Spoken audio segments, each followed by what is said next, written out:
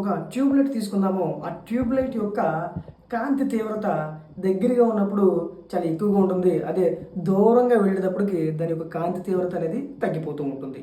So ఈ కాన్సెప్ట్ని ఉపయోగించుకుని మనము లీనియర్ ఛార్జ్ డెన్సిటీ అంటే లీనియర్ అంటే లాంగ్ ఇన్ఫినైట్గా ఉన్నటువంటి ఒక ఛార్జ్ ఇంటెన్సిటీ ఎలా ఉంటుందో మనం ఇప్పుడు చూద్దామండి. So electric field due to an infinite line charge. ఇప్పుడు ఇది ట్యూబ్లైట్ అనుకుందాం. అంటే ఏం లేదు, ఇన్ఫినైట్ ఉన్నటువంటి లాంగ్ లెంత్ ఉన్నటువంటి ఒక లీనియర్ ఛార్జ్ తీసుకున్నాం. ఈ లీనియర్ ఛార్జ్ మన ట్యూబ్లైట్లు ఏంటి, ఎలక్ట్రిక్ ఫీల్డ్ ఇంటెన్సిటీ ఈ చోటు దగ్గర ఉన్నప్పుడు ఎలక్ట్రిక్ ఫీల్డ్ ఇంటెన్సిటీ చాలా ఎక్కువగా ఉంటుంది అనమాట.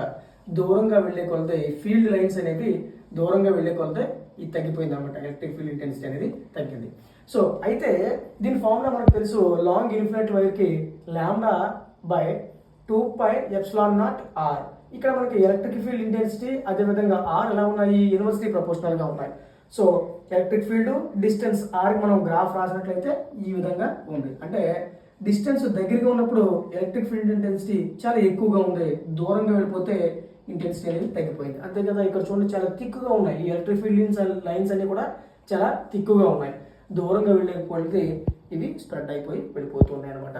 సో లాంబ్డా అంటే ఏంటి, linear charge density. Linear charge density అంటే ఛార్జ్ అపాన్ యూనిట్ లెంత్, అంటే యూనిట్ లెంత్లో ఛార్జ్ ఎంత ఉంది అని చెప్పేది ఇదనమాట. ఇన్ఫినైట్ లీనియర్ ఛార్జ్ యొక్క ఎలక్ట్రిక్ ఫీల్డ్ ఇంటెన్సిటీ అనేది డిస్టెన్స్తో వ్యారీ అవుతుంటుంది, అది ఇన్వర్స్లీ ప్రపోర్షనల్గా ఉంటుంది. For more videos please like, share, comment and subscribe our channel. Thank you.